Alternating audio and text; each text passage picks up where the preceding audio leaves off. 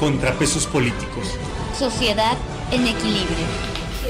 Doctor, gracias por permitirnos acercarnos con usted. No, con mucho gusto, Samuel. Quiero preguntarle, ¿cómo visualiza desde su perspectiva como rector la educación superior en México en la actualidad? Obvio que empezaría por los retos que hay, o sea, y las contradicciones o las tensiones y polaridades que se encuentran. O sea, hablar de la educación superior en México, lo primero que me viene es la falta de cobertura. O sea, según las estadísticas, y van cambiando, y a veces puedes creer o no, pero te dan un indicador. O sea, de 100 alumnos que entran en preescolar, solo 17 pueden llegar a la universidad. Y de los 17 solo se gradúan 13. Entonces, eso está implicando un déficit terrible de cobertura. Entonces, eso me parece sumamente grave. Compáralo con otros países desarrollados y entonces te das cuenta que todo aquel que quiere estudiar en la universidad puede acceder y no necesita ni siquiera pagar. Acá tienen que pagar, acá no, la educación pública no alcanza, se ha reducido el presupuesto. Bueno, todos esos son temas muy graves. Segundo, ¿qué tipo de calidad está teniendo la cobertura que se tiene? Entonces ahí te das cuenta desde las universidades garage por todos lados hasta las universidades públicas que han subido mucho su calidad, pero de pronto te encuentras universidades que tienen arriba de 50 o 60 alumnos por grupo. Entonces, pregúntame qué calidad, qué acompañamiento le puedes dar a los muchachos. Entonces, es muy interesante el juego que está haciendo la universidad pública. Pero tiene cada vez más dinero, más SNIs, más investigadores, más planteles, más equipos, todo eso. Pero me pregunto yo, ¿la calidad con la que están saliendo los alumnos es buena? No lo sé, yo espero que sí, pero me permito dudar, ¿no? Doctor, ¿la calidad entonces no es una constante en la educación superior en México? No, yo creo que desgraciadamente no lo es. Y yo me acabo de encontrar, bueno, aparte, o sea, la segunda parte muy problemática es el fruto de este Observatorio de los Salarios que acaba de dar su informe la semana pasada, en donde decía, ya la preparación académica no tiene la posibilidad de la movilidad social. Es decir, ¿cuántos egresados de universidades no están teniendo posibilidades de adquirir un trabajo digno? Y luego, lo que antes un maestro hace 10 años conseguía con un sueldo alrededor de 25, ahora es de 15 mil pesos. O sea, con maestría 15 mil pesos. Lo cual está queriendo decir que la movilidad social no se está dando. Y sí, yo personalmente me encontré un egresado de Derecho de una universidad de chofer de un Uber, ¿verdad? Entonces, ¿qué está pasando? Por un lado, falta calidad y todo el mundo dice, la solución al problema de México es que todo el mundo vaya a la universidad y salga y tenga buena calidad. Pero si no hay una respuesta del Estado y de los grandes capitales para generar puestos de trabajo, pues, ¿de qué sirve? Fíjate, hay otro dato que ayer sacaban, seguro lo vieron ustedes, casi el 46% de egresados de carreras de tecnología o de medios no está teniendo posibilidad de conseguir un trabajo. Entonces la contradicción va por los dos lados. Y eso está pasando en Estados Unidos y esa es la respuesta de Trump. Que dice, vamos a quitar todos los que no son de acá para poder darle empleo a los que sí son de acá. Que eso está muy discutible, porque no creo que vayan a hacer el trabajo los de allá, ¿verdad? Muy bien. Doctor, de pronto llegan a Puebla, sobre todo a la zona metropolitana, la mayoría de las universidades más importantes del país, entre ellas la Ibero. La demanda es grande, por supuesto, pero también esto permite competencia en calidad, digamos. ¿Usted cómo evalúa la situación de Puebla hoy en día, fuera de otros problemas sociales que han envuelto a la... Sí, mira, yo creo que entre las universidades del consorcio, por hablar de ellas, y dejando a un lado por pronto otras universidades y la misma Universidad del Estado, la competencia que hay, sin duda, que nos está llevando a todas a mejorar nuestros procesos de calidad. Y eso creo que es bueno. O sea, yo no puedo permitirme como rector de esta institución, pues que el profesor no venga, o que el profesor sea malo, o que no tengamos procesos de transformación, por ejemplo, de innovación tecnológica, que no nos permitamos tener, pues, eso, un instituto como el que tenemos nosotros de innovación tecnológica, que está desarrollando y está teniendo unas potencialidades enormes. Entonces yo sí creo que esta posibilidad nos está permitiendo y nos está exigiendo, pues, ofrecer mejores servicios. Eso es indiscutible, ¿no? Pero por otro lado hay una competencia desleal, que cuando estás queriendo tener mejor calidad, mejores servicios, entonces haya universidades que con precios más bajos, con menor calidad, pues estén captando alumnos que están siendo relativamente un fraude porque no están sacando las competencias y los conocimientos que se requieren. Y son instituciones que están avaladas por la Secretaría de Educación Pública. Sí, o por la misma Universidad del Estado. Sí, por supuesto. ¿Verdad? O sea, hay dos tipos sí, incluso una de las críticas que se le hace a FIMPES, a la federación en la que nosotros estamos acreditados, lisa y llanamente, es que de pronto empezó a acreditar a universidades que uno decía, ¿cómo es posible que yo tenga la misma acreditación que esta universidad tan pequeña, sin mayor trascendencia? Entonces, ese problema de las acreditaciones no deja de tener su signo de interrogación. Y segundo, pues sí es cierto que hay este desnivel entre las universidades muy serio, ¿no? Aportan por lo menos algo estas universidades que se llaman Garage o Patito. Mira, esa es una pregunta difícil de contestar, porque desde acá yo digo, ¿se puede aportar un fraude? Pues sí te aporta, porque te permite acceder a algún puesto, pero en principio no, ¿verdad? Entonces, cuando es una universidad que lo que le interesa es sacar una serie de contenidos y ofrecer un título para que puedan, ¿qué? Entonces, algo de conocimiento tiene un título, que ese a lo mejor le va a servir en otro momento. Entonces digo, sí aportan, pero ¿con qué calidad? O sea, te encuentras que en grandes hospitales hace poco a un profesor, me contaron, de ciencia cierta, iba por un supuesto tumor en el estómago y le quitaron el riñón que no tenía que ver en el asunto. O sea, esas consecuencias van a ser graves. O construyes una casa y se te cae, o le gastas muchísimo más porque quieres asegurarla. Entonces, es una ambigüedad muy compleja, ¿no? O se pueden ir a otras ciudades, decir, ya tengo un título, sí, y la calidad cada vez es peor, los servicios son peores. Es un tema muy complicado, ¿no? Muy bien. El campo laboral, el egresado de pronto te lo encuentras elaborando en cosas ajenas a lo que estudió. ¿Qué hacer con el campo laboral para un egresado universitario? Digo, porque si son 13 de 100 que terminan la universidad, entonces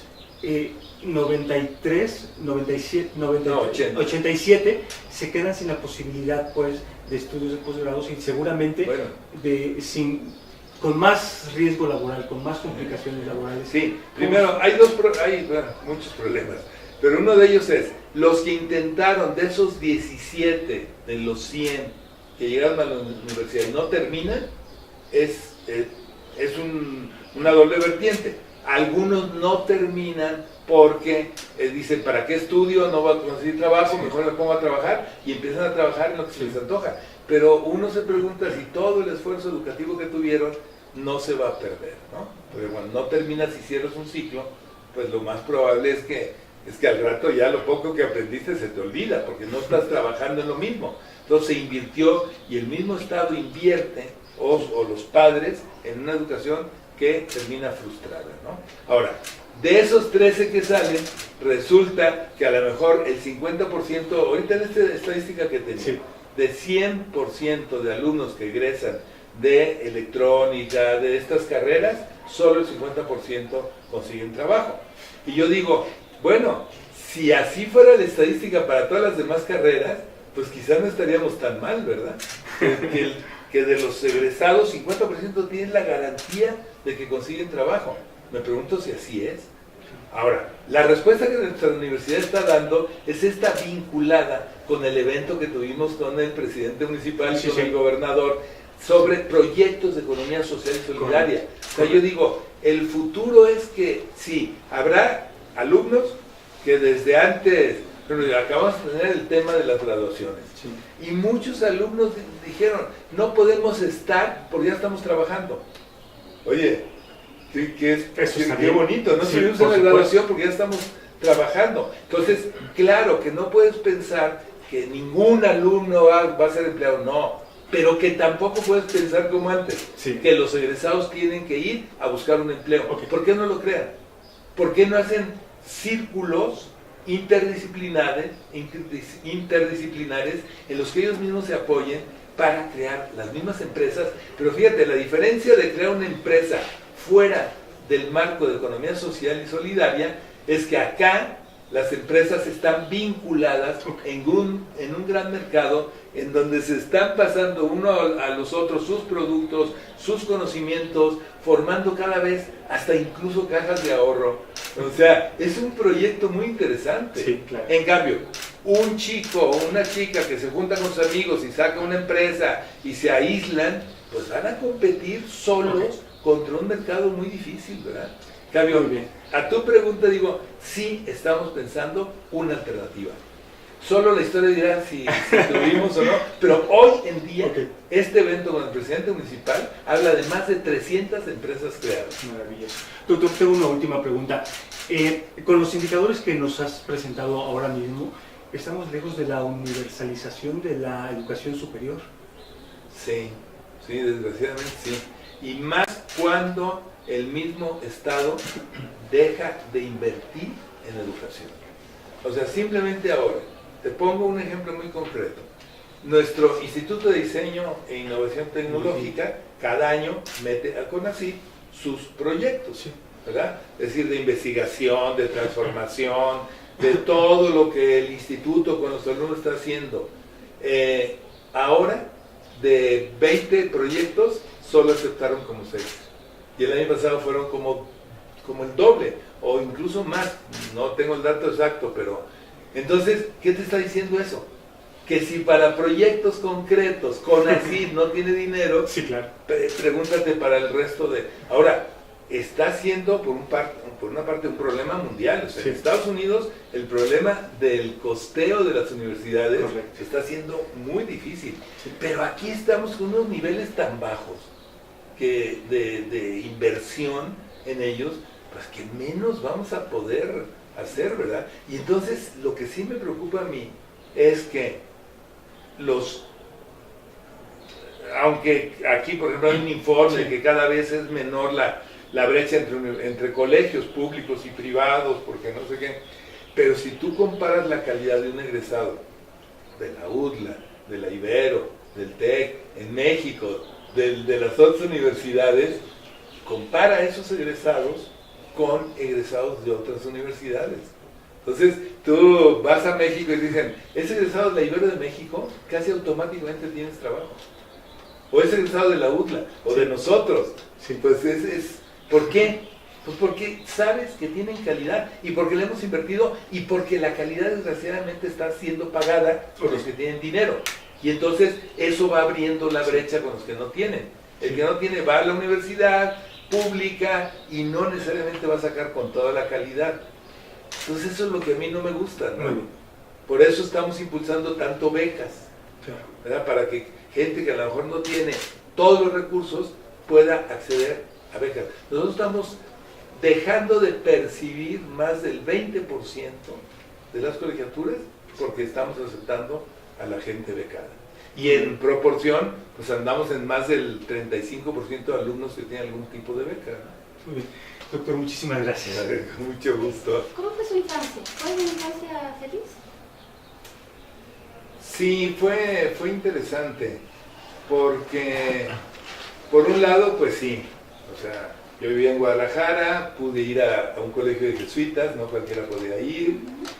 Mis padres en un momento dado tuvieron problemas de pago de colegiatura, entonces no era un chico que tuviera todo el dinero del mundo. O sea, yo recuerdo con toda claridad que algunos compañeros míos llegaban a la hora del descanso y podían comprarse 5 tacos por $1 y a mí me daban $1, 40 centavos para el autobús de ida, 40 para el regreso y 20 para gastar. Entonces yo no podía comprar eso. Entonces eso me hizo también sensible a una vida que sí pude gozar de muchas cosas, pero fue austera. O sea, yo no tenía el dinero todo el que quisiera, ¿no? Y por otra parte creo que una cosa muy importante de mi infancia era que mis padres me enseñaron a tenerles confianza absoluta. O sea, ellos me dieron la confianza y entonces yo la tuve con ellos. Y eso en mi vida fue fundamental. Por ejemplo, mi padre me decía ya en bachillerato, ¿no?, que iba a ir a un baile. No me decía, tienes que estar aquí a las 11, tienes que estar aquí a las 12. Entonces nomás me decía, ¿a qué hora vas a llegar? Digo, mira papá, a la fiesta, a los amigos, no sé, voy a llegar a las 3 de la mañana. A las 3 de la mañana te quiero aquí. Entonces, te doy toda la confianza, pero tú me das una palabra y esa la cumples. Y eso fue muy importante para mí. O sea, la palabra que yo digo tiene que estar respaldada por los hechos. Pero eso lo aprendí en la infancia. Mi padre no mentía, ni nos enseñaron a mentir. Tenía compañeros que era muy interesante porque decían, oye, ¿nos vamos al cine en la tarde? Sí. Entonces, nomás que vamos a decir que vamos a estudiar a tu casa. Porque yo le decía a mi padre, nos vamos a ir al cine, ¿ya estudiaste? Ya. Bueno, pues vete. Claro. No hay problema, ¿no? Entonces eso fue muy interesante en la historia familiar, ¿no? ¿Cuántos hermanos tienes? Fuimos, 6, pero murió una chica, la segunda, que no conocí. 4 varones y yo. Yo era el cuarto de la familia. Y después vino un pilón 7 años después. Pero eso también fue muy interesante porque yo era como el consentido de mi padre, ¿verdad? Por ser el cuarto. Sí. Y eso me dio esa relación muy interesante de confianza en la vida, de seguridad en la vida.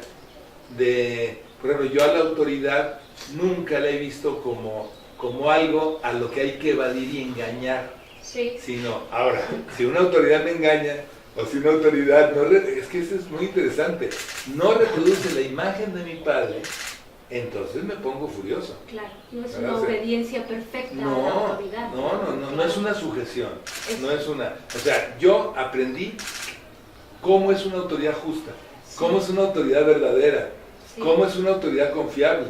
O sea, a la hora que lo contrasto con otro tipo de autoridades, pues se me cae de la mano, ¿verdad? O yo digo, no, eso no es ser una autoridad, eso es una prepotencia, eso es un abuso de autoridad que nunca lo vi en mi padre. Fíjate, mi padre jamás nos pegó, jamás.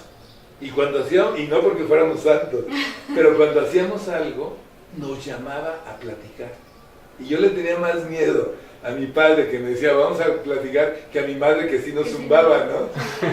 Entonces, mi padre llegaba y decía, a ver, ¿por qué hiciste eso? O sea, nos hacía reflexionar y nunca amenazante, pero sí nos hacía caer en la cuenta, ¿no? Sí, amoroso, pero sí, digamos, enérgico, claro. Guía, ¿no? ¿Quién es? ¿Quién está en la foto?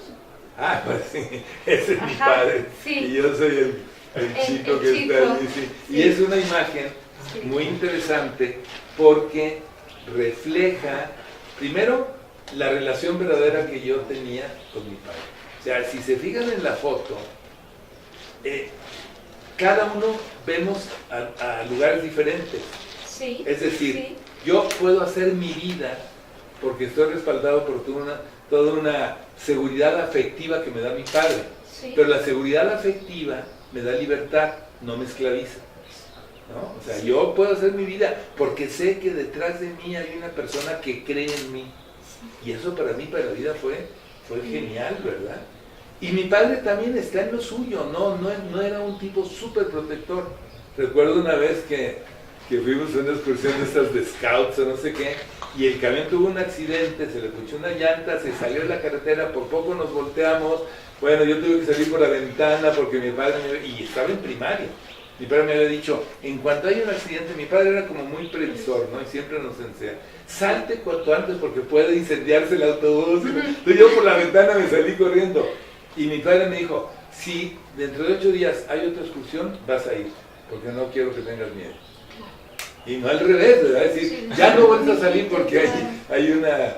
¿Ves? Y la otra parte muy importante es que para mí esa es la imagen de Dios. ¿verdad?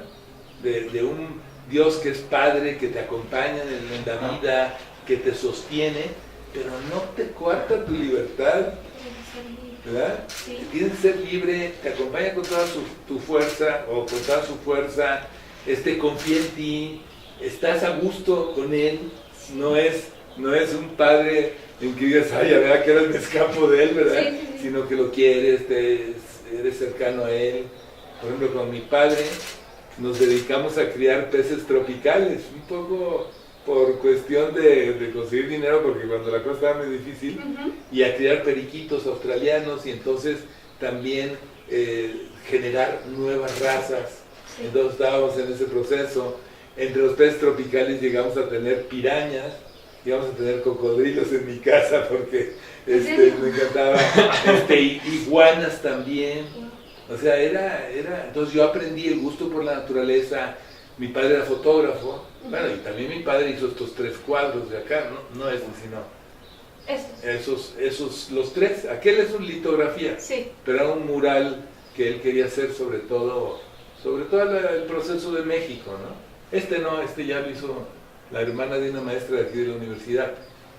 Pero mi padre era un artista, y entonces el ojo para ver la realidad me lo heredó a mí.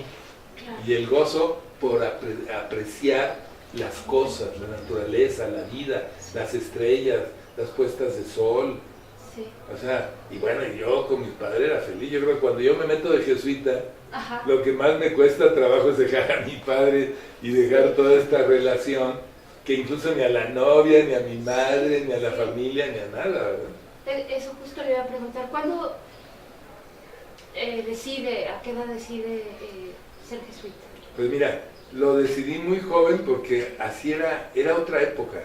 O sea, yo había terminado bachillerato. Ajá. Y recuerdo tanto la imagen de mi hermano más grande, que me llevaba 9 años cuando terminó el bachillerato, que nos graduábamos de frac, ¿verdad? O sea, Sí, era una graduación, y entonces tú ya escogías tu carrera para el futuro, y al ratito tu novia, y estaba la vida hecha. Entonces, no te concebías, a lo mejor sí lo eras, como un adolescente, como un tipo inmaduro, sino recuerdo tanto la imagen de mi hermano graduándose y el evento de graduación del bachillerato, que yo decía, este es un hombre, ¿verdad? Entonces yo cuando me graduó, digo, ya es mi vida, yo tengo que decidir ella, y mis decisiones son personales gracias a que he tenido un padre o un ambiente familiar que ha creído en mí y que yo puedo decidir mi vida. Entonces, igual que decido ser cura, pude haber decidido estudiar la carrera.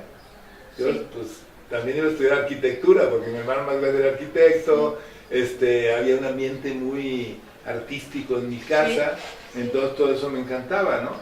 Pero por eso siento que hoy en día un chamaco de 17 años va a elegir algo y dices, qué inmaduro, ¿no?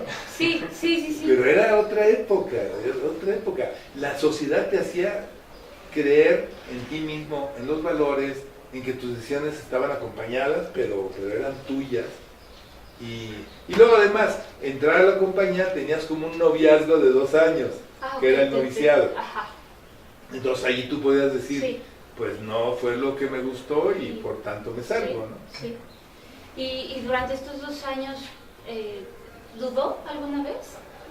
Fíjate que fue una experiencia, o sea, muy interesante, porque, bueno, la experiencia de noviciado en aquella época era todavía pre-vaticana, ¿no? Ya no digamos pre al Papa actual, ¿no? Sí. Pero recuerdo tanto porque tú entrabas y no volvías a ir a tu casa, ni ver a tus padres, más que cada 6 meses. Wow. Y los podías ver por 3 meses, por 3 horas.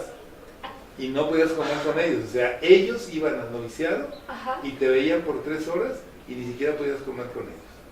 Y luego ya se iban. Sí. Era todo un tema de resocialización, ¿verdad? Sí. Que para mi caso fue terrible, porque yo adoraba a mi padre y mi padre me adoraba a mí, entonces cada que iba lloraba y era una cosa angustiosa. Y me acuerdo que cuando yo lo dejé, otros muy amigos míos me recibieron, que eran novicios que también habían entrado a la compañía, ¿no? pero habían entrado un año antes o 2 años antes que yo. Y cuando ellos me tomaron así como que me dijeron, esto está caótico, ¿no? Todo el drama de separar. Sí, sí. Me entró una felicidad interna que dije, bueno, ¿y esto a qué se debe, no? Sí. O sea, yo de repente dije, pues esto es lo que yo quiero. Me siento feliz, o sea, a los 17 años. Wow. Y sin saber por qué.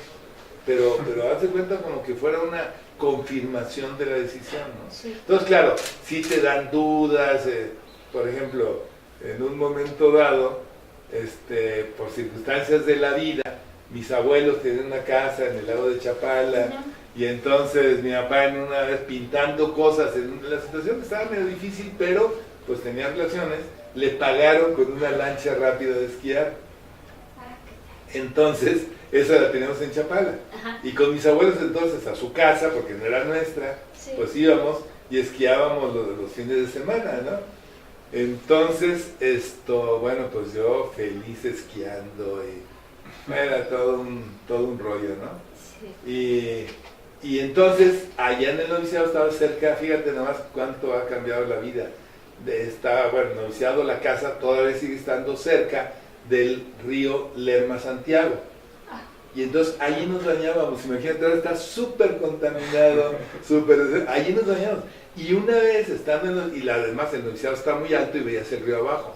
Entonces vi una lancha esquiando allí en el río y yo con mis amigos dije, no, yo ya me voy, ¿verdad? O sea, ¿cómo renunciar a esas cosas, verdad? Aunque digo que no teníamos una vida súper burguesa, pero bueno, pues sí teníamos posibilidades importantes.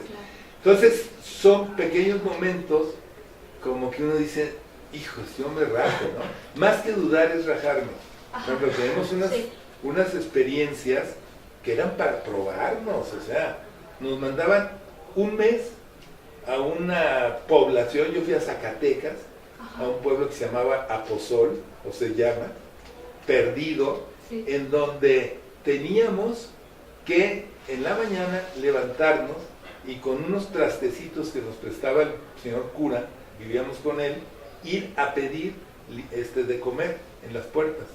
Entonces tú llegabas y decías, ¿me regala algo para desayunar? O sea, a ese nivel, imagínate yo, de venir de una familia que cuando menos no tenía que pedir a darte. Entonces te daban algo y había un encargado de los 4 novicios que estábamos que decía, ya está bien. Entonces así, con el alimento frío, te regresabas al curato y ahí comías lo que te habían dado, ¿no? ¿Y así cuánto tiempo? ¿Un mes? Un mes. Un mes. Y luego, pues en una situación de austeridad, y además era un concepto de cuenta, el cura se portó bien con nosotros y nos dio unos catres de esos tubulares que los estirabas y se ponía ya el catre bien tensionado, pues con resortes, ¿no? Y entonces el encargado de nosotros, el mismo novicio, decía que eso era demasiado cómodo. Entonces teníamos que echarlo al suelo, doblar las patas, pero las patas me quedaban justamente una en la espalda y otra en las piernas. Entonces yo no podía dormir, le decía, déjame mejor dormir en el suelo. No, así tienes que dormir. Entonces bueno, fue una cosa que yo decía, yo de aquí me salgo cuanto antes, esto es inhumano, ¿no? Sí. Me agarré una diarrea terrible, ¿verdad?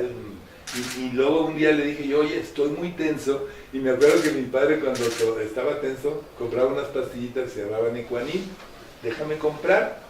Me decía, no, porque hay una regla en la Compañía de Jesús que solo el hermano enfermero puede recetarte algo. Y luego no tenías dinero, iba sin nada de dinero. Entonces, pues aguántate. Pero bueno, superé la prueba, ¿verdad? Sí, y entonces cuando ya llegué al noviciado otra vez de regreso, sí, porque era en Semana Santa, no, yo iba feliz, dije, ya se acabó mi prueba, ¿verdad? Pero bueno, son cosas que viví y que luego que te forman, ¿no? Sí. Yo a mí me llama la atención de repente encontrarme gente que dice, no agraviando a ninguno si se da por agraviado, esto no me gusta. Yo dije, yo aprendí a comer de todo. Ajá. O sea, desperdicias, yo no desperdicio nada. Sí. O sea, punto. O es que no puedes vivir si no es con todas esas comodidades. Si las tengo bien, si no las tengo, Claro. no me importa, ¿no? No. Entonces, eso es una formación muy interesante porque nos pretendían formar O sea, para irnos a la misión de la Tarahumara, o de Ajá. Bachajón, o África, Ajá. ¿no? Sí. Sea donde sea. Sí. Y tenías que aguantar, no llegar allá y decir, oye, no tengo una comida, pues si no la tienes ni modo, pero Sí. tienes que afrontar las condiciones como venga, ¿no? Sí. Porque la misión es muy importante, Claro, ¿verdad? es lo prioritario, lo Pues sí. más importante. Entonces lo demás no importa, si Claro. no tienes todas las comodidades, si no tienes... Ujú.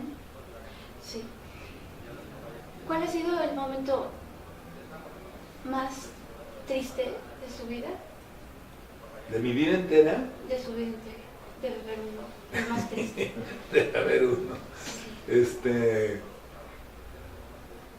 Déjeme acordarme porque no es fácil, porque cuando murió mi padre, pues ya estaba mayor y se estaba volviendo muy necio, Ajá. y entonces dijimos, mira, preferimos, Sí. o sea, qué bueno que murió porque, Sí. y no era tan grande, más chico, vivió a los 69 años, Sí. y pero estábamos como muy agradecidos, muy contentos por él. Cuando mi madre murió de 97 años, Wow. ya con una demencia senil muy fuerte, entonces también agradecimos. Bueno, quizá uno de los momentos pues más duros y tristes fue una sobrina, Ujú. y luego pues ya después al cabo del tiempo y todo, me choteaban, ¿verdad? Porque decían, oye, no bendigas nada porque lo que bendices sucede al revés, ¿verdad? Y era una sobrina que muy querida, que no se podía embarazar. Ujú. Y entonces, cuando estaban a punto de adoptar o hacer algo, ya llevan 3, 4 años, o 5 casados, y no podían embarazarse. Y entonces se embarazó. Ujú. Y entonces, como 15 días, o sea, yo estaba con mi madre, y entonces le digo, oye, pues hace mucho que no veo, ahí en Guadalajara, pero no veo a Paulina, como que me empezó la inquietud.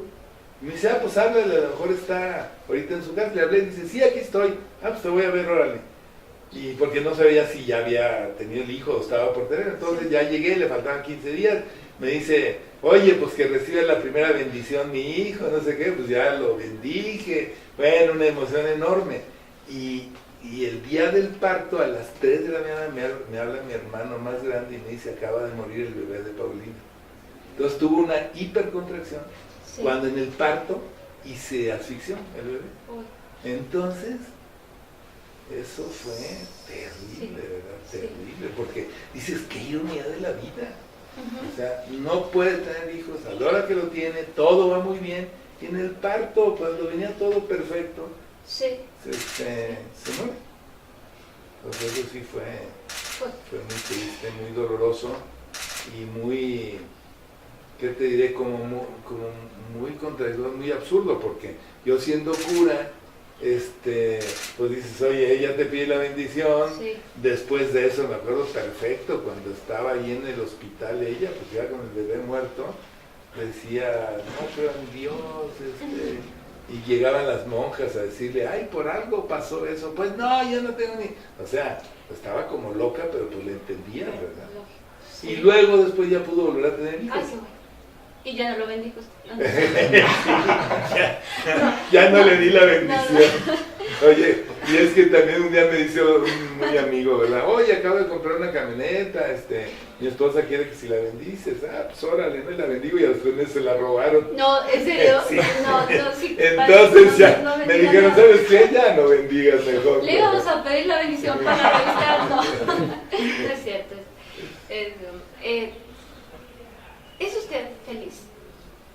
Pues dentro de las limitaciones de la felicidad, porque la felicidad es un concepto, pues no sé cómo decirlo, ¿no? Me parece muy de la sociedad de consumo, ¿verdad?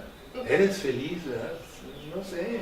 Es como cuando me dicen, oye, ¿todo bien en la universidad? Digo, ojalá y quisiera, pero todo bien no. O sea, siempre hay temas muy complicados, ¿no? Pero sí te puedo decir, yo alguna vez hacía una diferencia entre ser feliz y tener una paz profunda, Eso. ¿verdad? Porque puede que no seas feliz, porque ahorita estoy, por decirte algo, ¿no? Que acaba un alumno, pues lo que pasó hace un tiempo, que asesinó a la alumna y bueno, pues eres feliz ahí, pues no soy feliz. Sí, O sea, ¿cómo sí. puedes ser feliz cuando está pasando eso en una generación que tú estás educando y todo eso? Pero no pierdo la paz. Eso.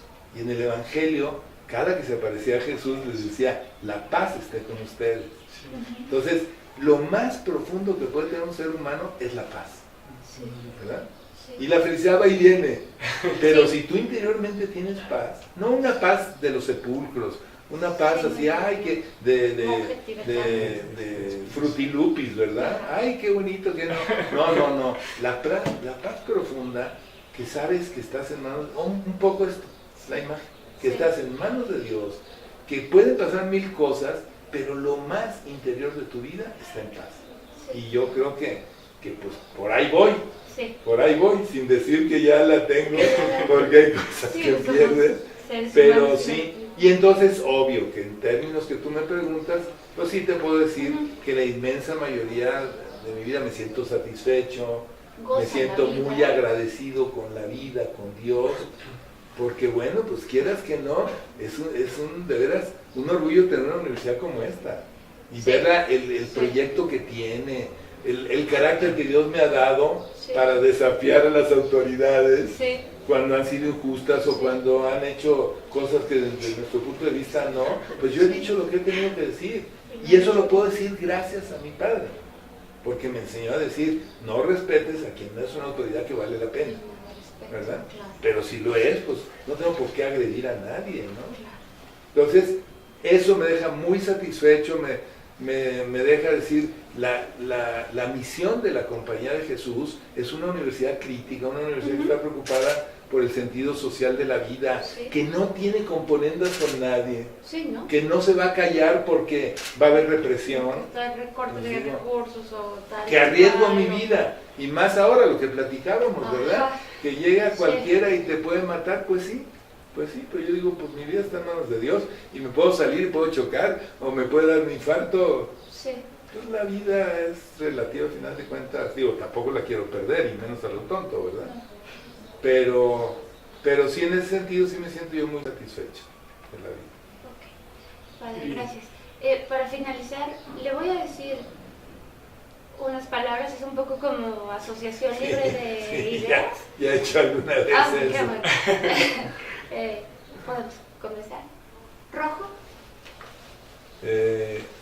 Identidad de nuestra universidad. azul, Pues como cielo, atardecer, esperanza. políticos, Ay, asco. educación, Esperanza y reto. libertad, Una conquista de toda la vida. padre, Lo máximo. madre, Igual, pero desde mi punto de vista es como lo afectivo, lo tierno. religión, Pues, camino para la vida, ¿no? Depende de cuál religión y de cómo se Ajá. viva, pero camino para la vida, ¿no? el Papa Francisco, Uy, esperanza, ilusión, solidaridad. el Papa Benedicto, Fue enemigo, aunque no les guste a muchos, pero él estuvo a punto de suprimir la Compañía de Jesús y él le dio cauce pues a los legionarios y a otros, Sí. a pesar de evidencias, ¿verdad? sí, Y más bien nos condenó a nosotros, ¿no? sí, vida, Lo más hermoso, muerte, pues el paso hacia Dios, amor, pues la posibilidad más grande que tiene el ser humano. gracias Padre. Contrapesos políticos. Sociedad en equilibrio.